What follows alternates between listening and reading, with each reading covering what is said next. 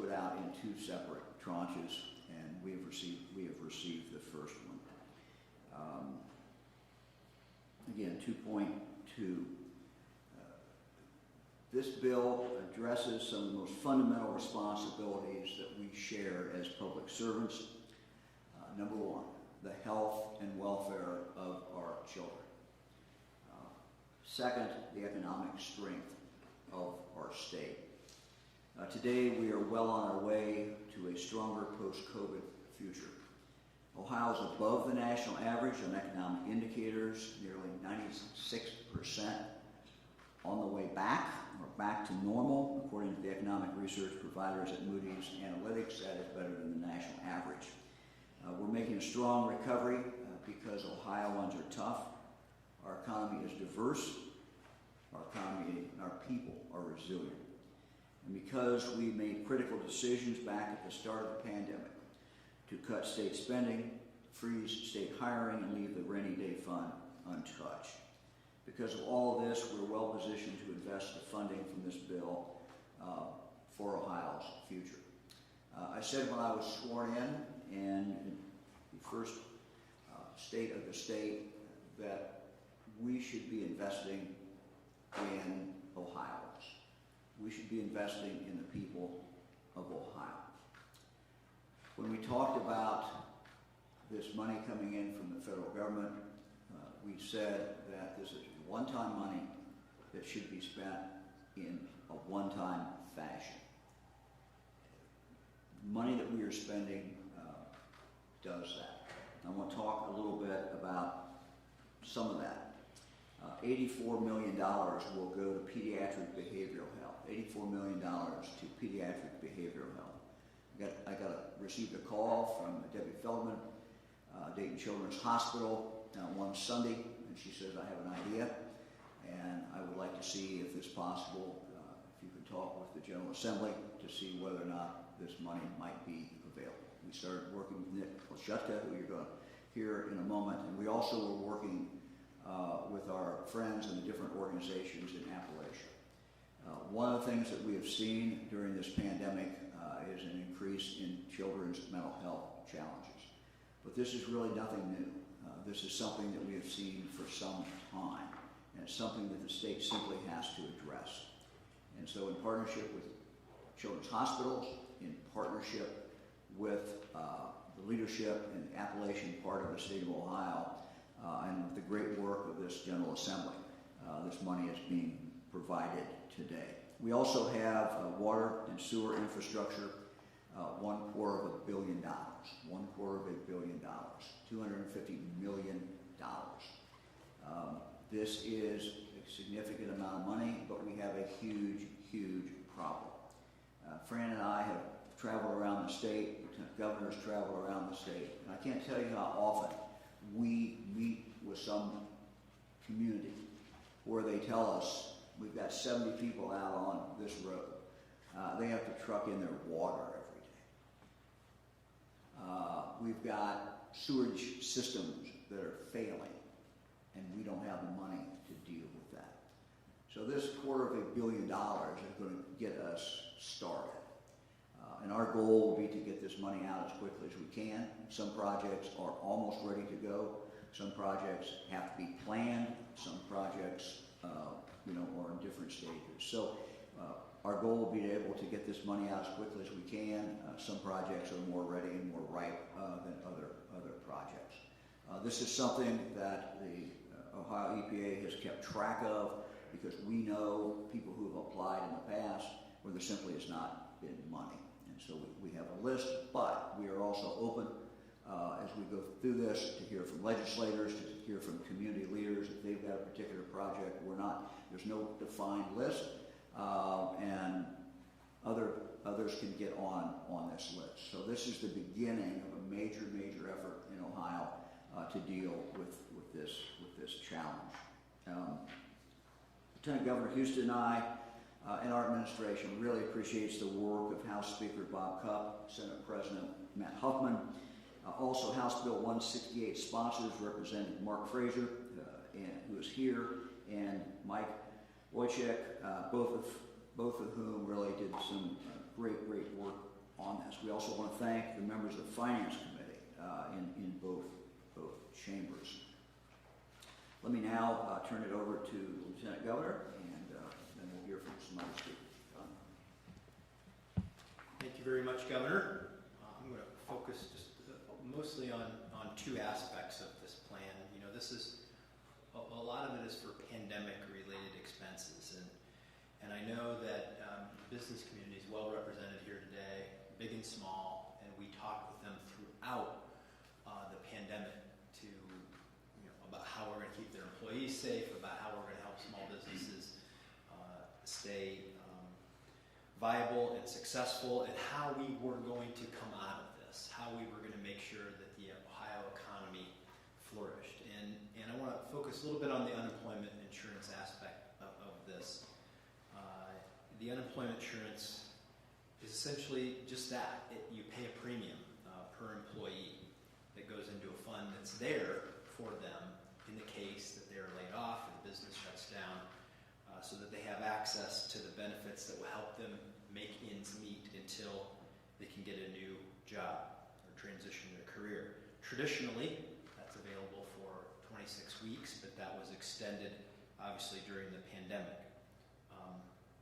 Almost immediately, we've never seen anything like this in the history of our nation, where we had a flourishing low unemployment rate 1 week, and within a couple of weeks, we saw the unemployment rate jump to nearly 20%. It drained the reserve fund that was set aside to support the unemployment compensation system and built a deficit of nearly $1.5 billion, approximately $1.5 billion, and that had to be supported from a loan from the federal government to keep this afloat. But we have an obligation, or the employers of the state would have to bear the obligation of paying back that loan. To do that, it was going to take an increase in their unemployment taxes of 50%, 100%, and 150% in successive years. That would have been a very difficult burden on the employers. And it would have hurt them. It would hurt their ability to recover. We know that right now, many small businesses still have not recovered from the pandemic. Many more of them are having a difficult time hiring people. And many of them are paying increased wages, which is good for the employee. And that would have, all of this recovery would have been much harder if they would have had to bear the burden of an additional tax on literally hiring people. And with this passage of this bill, and when the governor signs it, that burden will go away. And it will help fuel Ohio's recovery. It will help Ohio employees. It will touch every community and every business in the state.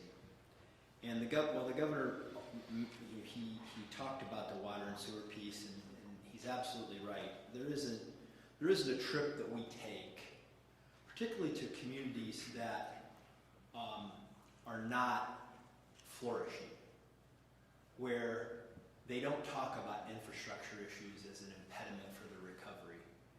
And as it relates to water and sewer, that both has an economic impact and has a health and well-being and quality of life impact. And I know that this was something that was high on the governor's list of things that he wanted to achieve, and I thank the legislators for supporting his vision on that, because it's going to help a lot of people that otherwise would not be able to get access to the infrastructure, the water and sewer infrastructure that they need to develop their communities and to make people's lives, to improve the quality of people's lives. So thanks to all who were part of that, and this is truly a great day, because we're investing in things that are going to help people, they're going to pay off in the long run, and they're going to be sustainable. And Ohio's making a big step forward on all of these fronts with the signing of this bill today. Governor? Thank you very much. In a moment, I want to introduce Nick Lashevka, representing all the children's hospitals in the state of Ohio. The Ohio Department of Mental Health and Addiction Services will administer this money, $84 million. The investment, as I mentioned, will really expand access to behavioral health services to communities across the state of Ohio.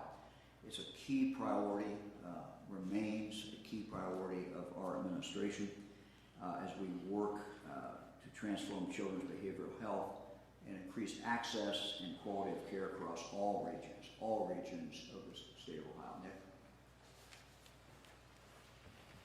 Thank you, Governor. Good morning, everybody. Nick Lashevka, President and CEO of the Ohio Children's Hospital Association. As you pointed out, Governor, there was already a pediatric behavioral health crisis prior to the pandemic, which has only been exacerbated. As we look at our service lines throughout the last 20 months, everything was going into a reduced state, with the exception, notably, of telehealth and behavioral health, both inpatient and outpatient. And we all do what Debbie Feldman says. So we were sitting together as a board and working together on what would be a comprehensive proposal we could bring back to the governor and the General Assembly. We shared with them that 1 in 5 children have a mental health condition today. And yet less than half of them are able to get the care that they need because of access problems, workforce shortages. And this bill by signing today is going to provide a huge investment in both the inpatient and outpatient centers, and from an infrastructure and capital standpoint, to make sure that for those families and children in crisis, we're able to meet their needs. We're also eager, Governor, to work with you and your colleagues in the General Assembly to make sure that those facilities have appropriate workforce. We're also working on other elements of access. And I think it's really important to mention that this General Assembly has always recognized, as you have, Governor, the need for prevention so that we can get out in front of those kids that are in the younger age cohort, so that hopefully we can head off any condition that might require hospitalization. So, you know, our colleagues around the country often say, how is it that you have such a great supportive state? And we know that the men and women of this General Assembly and the men and women of your cabinet and your leadership understand the importance of investing in kids, and we're grateful for your work on this bill. Thank you. Nick, thank you very much. Lieutenant Governor talked about the $250 million for water and sewer. I would just add that through our Department of Development, we will work, as I indicated, with local governments, with local government entities to identify and then invest in the most critical infrastructure needs. Improving water and sewer infrastructure will bring more investment into the community, attract business, improve the quality of life. Obviously, it improves the quality of life, but it also is necessary if these communities are going to grow. So not only are we talking about quality of life and health and welfare of people, but we're also talking about the economic ability of that community to move forward. Let me go to the third amount of money that's being spent. An additional $422 million will go to more than 2,000 local governments. So this is the money that goes out to the local governments in Ohio that have yet to receive direct funding from the federal government to help support recovery after the pandemic. The money will help cities, villages, and townships in Ohio meet the unique needs of their citizens. John also talked about the loan repayment. Again, something we needed to get, frankly, off our back. We needed to get off the backs of our businessmen and women. It was looming. It was something that at some point would have to start being paid back and starts accruing interest in September. So the clock is ticking on that, and then sometime after January, that money would have to be assessed to local businesses. And so we needed to get that taken care of, and we thank the General Assembly for their action in regard to this. Pat Tieberry, President of the Ohio Business Roundtable, is here to talk more about the importance of paying off this loan. Pat. Thank you. Thank you, Governor. Thank you, Lieutenant Governor. Thank you as well to the legislators and the legislative leadership for getting House Bill 168 across the finish line and for your signature today, Governor. It has been surreal since last March, what we all have been through, and you certainly can never prepare for what we went through, whether you're a member of Congress or whether you're a governor, or whether you're a business owner, whether you're an employee. And I'll tell you that the funds that the governor is providing today are exactly what this was designed to do. We saw the economy go off a cliff. We saw millions of people across this country lose their jobs. We saw states like Ohio, but not just Ohio, have a flood of unemployment claims filed. And the Lieutenant Governor said it best, and I'm going to repeat what he said as he walked through what happened and why this is so important to do today. I want to add one thing to what the Lieutenant Governor didn't say, though, and that is from the very beginning of this process, on behalf of the Ohio Business Roundtable, when I say process, the pandemic, as well as the NFIB, the Ohio Manufacturers, the Chamber, the Farm Bureau, and the retail merchants who are here today, we couldn't have asked for a governor, lieutenant governor, and legislative leadership that worked with us, listened to our members, worked with our members from the very first day to protect our employees, to protect businesses. And as the Lieutenant Governor said, today we have a very different story. No matter what line of work you are in, you can't find people in your business. It is incredibly hard today.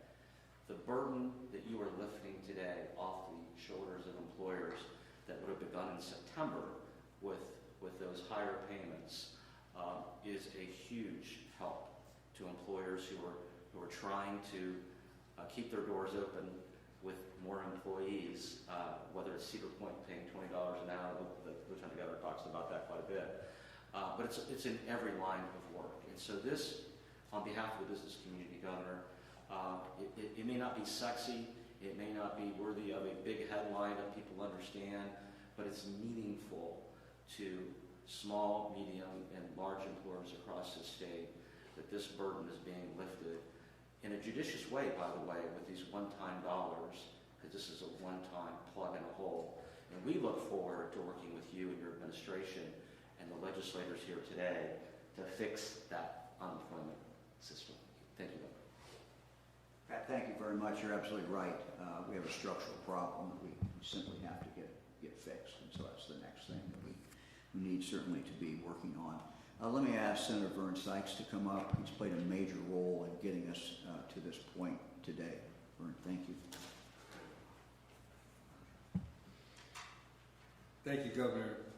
Thank you for asking me to say a few words today. I just want to say first that you have provided some important leadership through all this pandemic activity that's helped us not just survive but to thrive. And we certainly appreciate your leadership, and this is another example of the things that you've been doing to keep us on the right track. Certainly appreciate it. This legislation is something we worked on, the legislators, in a bipartisan manner, fashion. We worked together to promote the best interests of the people of this state and make, as the governor has indicated, an investment in the people of Ohio, particularly the unemployment, where we're taking federal dollars, rescue dollars, to pay off federal debt. It seemed to be very appropriate to do that and very prudent to do that. The assistance to local governments, to children of the state in a bipartisan way. And I just want to, again, thank the governor for the leadership and the joint sponsors of this legislation for bringing this and providing the stewardship of making sure this got through the legislature. Thank you. Another real leader in regard to this bill is Representative Mark Fraser, and I'm going to ask him to come up, and we appreciate his great work as well. Thank you. Good morning, everybody. It was a late night last night for the budget, so I'm going to keep it brief, but this is a real opportunity for the state of Ohio, and we see this one-time money that's been given to the federal government and a look at our priorities for what we need to do in the state of Ohio.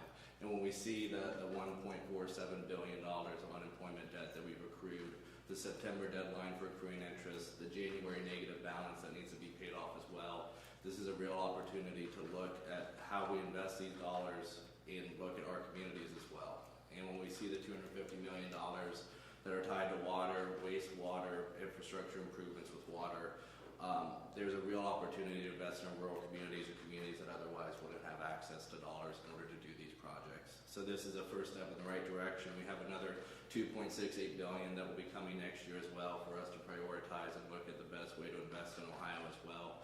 But I'm very humbled by the Speaker Cub allowing me to be on this bill. The Senate Finance, the House Finance for ushering it through, as well as you, Governor, for prioritizing it and making something very good come out of these dollars that were being given from the federal government. So thank you all for being here. Thank you for the business community for your support as well as we continue through the Unemployment Council that we have a meeting today to work on these issues. But I'm just very humbled for being here and representing my people and representing the chamber. And I really appreciate what the House, the Senate, and the administration has done to move Ohio forward.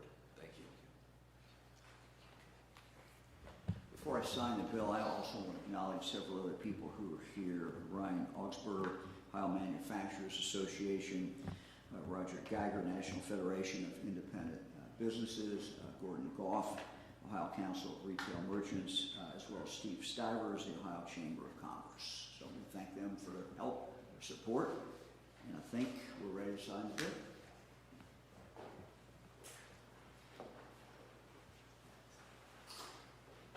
Make sure we got enough pens here. Well, I don't know. Come on in, everybody. Get in close. Come on. Eric's wide-angle lens in that wide, so.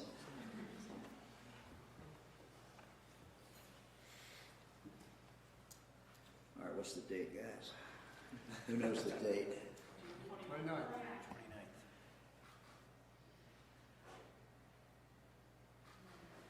There's something else you have to sign by tomorrow. One story per day. one story per day. We don't want to get into that yet.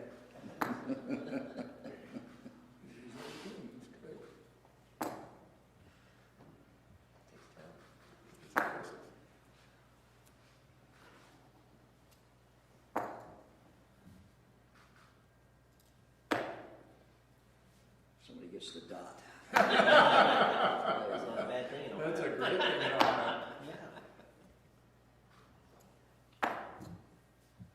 Okay, here we go.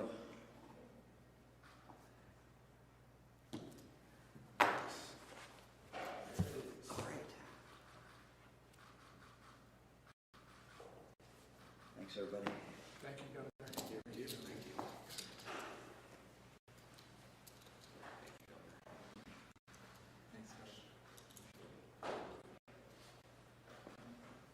Don't even have enough pens here. You got the dot. Who we got? Who got the dot? Thank you. Come on. Give Nick an extra one so he can All right, here we go. Wait a minute. We gotta do this right. Hold on.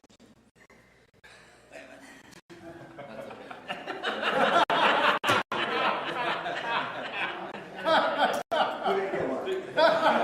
Thanks, Governor. That's a real thank you. All right. Good? Hey, good? That's great, Governor. All right, we're good. For the archives or whatever. Here we go. Any questions? Governor, when do you intend to sign the budget? And can you tell us more about what you're looking at in line items specifically for school funding and daycare? No. It's going to be, it's a very good budget. It's a budget that invests in our kids. It's a budget that invests in our future. And we'll have more to say about the budget tomorrow. Any idea when you're going to sign with them? Do we have it yet? Probably don't even have it yet, do we? We do not. So I gotta wait to see when we get it. And, we'll certainly beat the deadline. So it's good. As I pointed out to some of my friends in the legislature, after spending 20 years in Congress when there was rarely a budget that got done, and we were in continuing resolutions almost all the time, this is great. So we appreciate it. Anybody else? Governor, lawmakers last night passed 244 banning colleges and universities from requiring COVID-19 vaccines. Do you plan to sign that? Do you know what action you will take? Yeah, this is a happy day today, so we're not going to talk about unhappy things or anything else. we appreciate the great work of the legislature and this bill and the budget, and Does that mean you plan to veto it? nah, just no. We don't want you to have a lead on this, So DeWine refused to comment or something. Happy day today. We're just happy. So. On this bill, can you explain the $250 million for water and sewer? Is that going to be through Ohio EPA's Beach of Ohio, or you said bank development? How is that going to go out? Yeah, I mean, we're going to use, you're going to start looking at the list that the Ohio EPA has on that. But look, this is going to be something we're going to consult with the General Assembly. We really are looking to, and you know, $250 million is a lot of money, but once you start going around Ohio and dealing with these different projects, obviously, it's, you know, it's not going to, it'll go pretty quickly. So we want to do a process, but frankly, as we move forward, there's going to be other opportunities to put even additional money in with the consent of the state legislature, but additional money. And this is really quality of life, and this is investing in our future. And again, it's one-time money. And so we still have about $500 million for this year that we'll have discussions with the General Assembly and with others, you know, about how that money should be spent. But we're off to a great start today. Similar question, Governor. Talk about the timeline to distribute these funds. How will that work? Yeah, I jokingly told my team yesterday that we wanted to have the first groundbreaking tomorrow, but they didn't think that was very funny. So we, look, we're going to do it as quickly as we can. If you look at projects that we know need to be done and that are likely to get funded, some of them are getting pretty close, but some of them have to be even designed. So no one will be more anxious to get this money out than I will. No one. And so we are going to push to get it out, but we have to be realistic that some of the projects that maybe are the more desirable, or some of the ones that really need to get done, you don't even have design work done yet. So we want to get that money out for the design work. And things always take longer than you want them to. But I'm in a big hurry about it. So. Anybody else? Governor, are there any imminent health risks to this emergency list or this priority list for sewer and water to any of the communities? Well, yeah, I'm not aware of that, but if there is, obviously, you know, we're gonna do these. You know, there's going to be two variables. One is, you know, the health, if there is a health risk, and two, of course, is how ready that project is. So, you know, we certainly will, you know, we'll look at that. Anybody else? Do you have ideas for that remaining money at this point? Oh, I got a lot of ideas. Well, I think, look, in investing in our future, investing in infrastructure, we have whatever one thinks about the bill that was passed by Congress, and I'm not going to go into that at all, but this is one-time money that's coming to the state of Ohio, and we need to be good stewards of that money, which to me means that let's take care of infrastructure problems that we know we have, and infrastructure problems that we know that need to be dealt with. For example, you know, more and more people are using one of the crown jewels of Ohio that has been invested in by legislatures for decades and governors decades is our state park system. State park system where people, you know, to go in don't get charged, where people we saw during the pandemic, more and more people going into our state parks, which we love. People who discovered our state parks for the first time, or as some of them told me, I didn't know this state park was 20 miles from my house. I didn't even know about it. So, you know, that's certainly it would be a possibility. We've got some major infrastructure. The legislature's been very good in helping us to kind of work to try to get up to speed in regard to the infrastructure with our state parks, but we still have a ways to go. So that might be where, you know, again, in consultation with the legislature, it's something we will certainly talk about. But there are other things out there as well that are one-time expenditures that do have to do with quality of life. Governor, crime has been spiking here in Columbus and across the major cities, as well as other cities here in Ohio. And so any of this money could go to law enforcement. And talk about your concerns about this and what you'd like to see communities do and move forward with.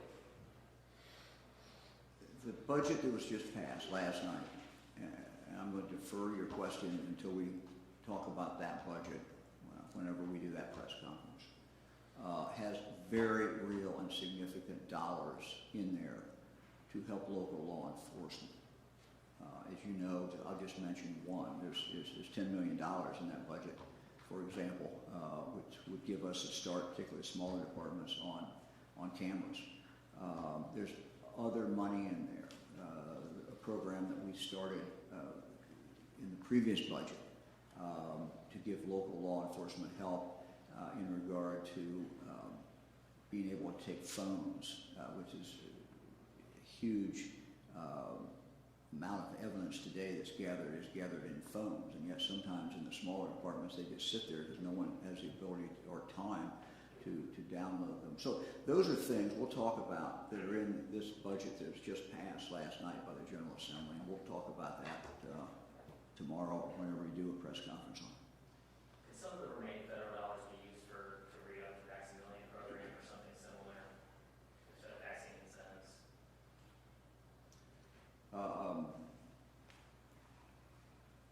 You know, we still have money left from the other bill, so I would think, I'd have to check with our health department team, but you know, additional funding for testing and other things would probably come out of that previous money. Governor, you seem to talk about happy things. Are you happy with where the legislature landed on broadband funding and on the municipal income taxes? What was the first one? Broadband, where I know you're not talking about the budget yet, but are you happy? So I want to make sure I understand. So the question is about how I feel about it. You have to understand, you know, I'm one of those people that gets really nervous when they say, well, you know, talking to you, what do you feel about that? Anyway, I'm happy about the broadband. Yes, thank you. And the municipal income tax compromise? Well, one's enough. One's enough. Go on. Anybody else? We will be doing this again, Lisa, tomorrow or the day after or sometime. One or the other. One or the other. So we will see you all again, and we'll have a second happy day, and we'll talk about the budget. So, thanks everybody.